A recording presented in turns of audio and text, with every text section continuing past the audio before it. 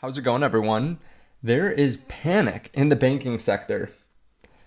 And last time this happened was 2023, Silicon Valley Bank, and Bitcoin actually did extremely well. This is kind of the bottom of the bear market, or when we started to float out of the bottom of the bear market. A lot of people thought, oh, banks are collapsing, stocks are going to fall down a lot, and obviously risk on assets are going to fall down. But instead, it was kind of a flight to safety, Bitcoin. And people thought this is the reason why we need Bitcoin in the first place, is because of the stupidity of the government and of the banks. And it sent us into the bull market. Now we're seeing some fear in the banks. We're seeing regional banks fall down 3, 10, 13% yesterday. So let's talk about why this is happening, whether this is good or bad for crypto. And we'll go through all that. If you don't mind, hit subscribe so you can see future videos.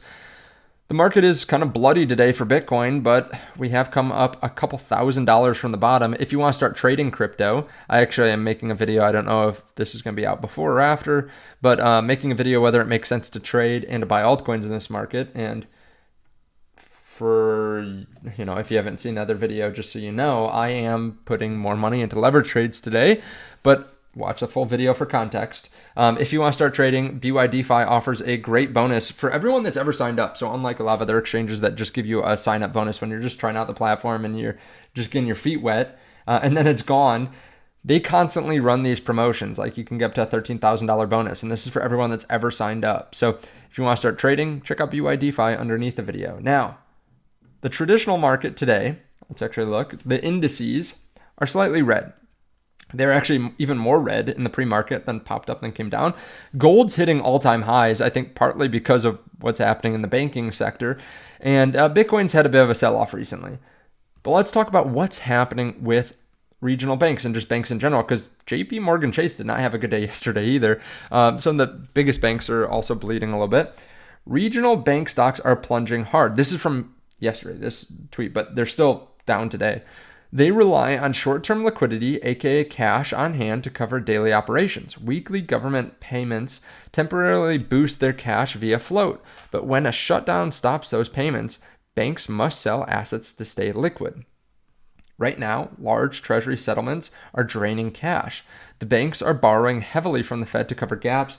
That selling pressure ripples through the broader market. My theory is, this person says, my theory is that Democrats are intentionally letting this happen. They saw how the tariff crash briefly turned voters against Trump, and they want to repeat it. They want to trigger a recession, blame the GOP, and try to win the 2026 midterms, as the economy is the number one concern for voters. Yeah, so there's still this government shutdown. It's causing there to be ripples and problems with these banks and with other institutions as well. But this is causing a lot of fear. And this isn't the only thing that's happening, right? It's not just that they're having a hard time with liquidity. I guess it kind of goes into this. But European banks fell as well. The U.S. banks fell. Overnight, U.S. regional lender Zion sank 13% after disclosing it would take a $50 million loss in the third quarter on 2 loans from its California division. Western Alliance stock also slumped 11% after it initiated a lawsuit alleging fraud by an investment firm, Cantor Group, which they denied the allegation. So it's not just liquidity issues. It's also, some of these banks are taking large losses.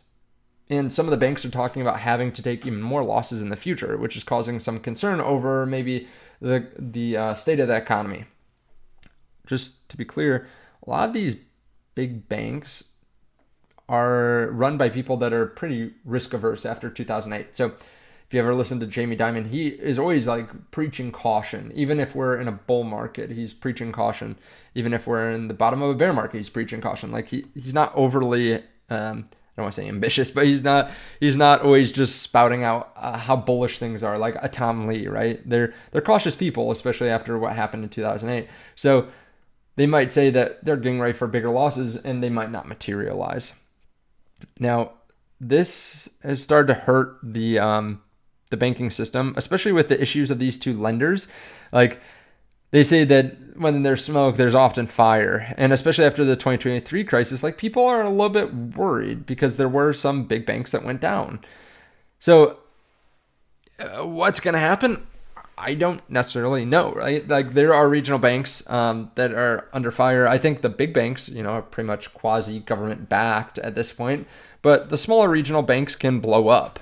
So some of these, there's a reason why a lot of banks are trading at a 10 price to earnings ratio, because people don't really feel comfortable in them, or they just aren't growing fast enough and that kind of thing. Now, last time this happened, there was some concern in the broader market, but it kind of marked the bottom of the Bitcoin bear market. However, this time, we're falling down the last few days. I feel like it's not as big a deal right now as it was last time this happened in 2023. That was huge when Silicon Valley Bank was blowing up and other banks were blowing up and going bankrupt and being bought out and all this stuff. So far, it's just there's some banks are taking losses after making money the last few years. So it's not the same level of concern. I do think this kind of points people back to crypto. If some of these banks go bankrupt, it kind of points people back to crypto and makes them think, yeah, maybe some people should invest in crypto, because there are liquidity issues, right? But Bitcoin is not run by the government. There's no shutdown on Bitcoin right now. You can still transact. And while the price might be a little bit volatile, maybe it's good to hold an asset that can't be taken away from you, can't be shut down, can't be, manipulated in that way. Right? And with the Fed just talking about turning the money printer on the other day, stopping quantitative tightening, fact is, Bitcoin is a scarce asset in a world that continues to have more and more inflation. So while the price is down right now, and I don't think this is affecting Bitcoin's price too much right now, some people will kind of point to Bitcoin and think, well, maybe I should be buying some of this asset that's, directly inversely correlated to the stupidity of the government at the end of the day and how greedy the government is.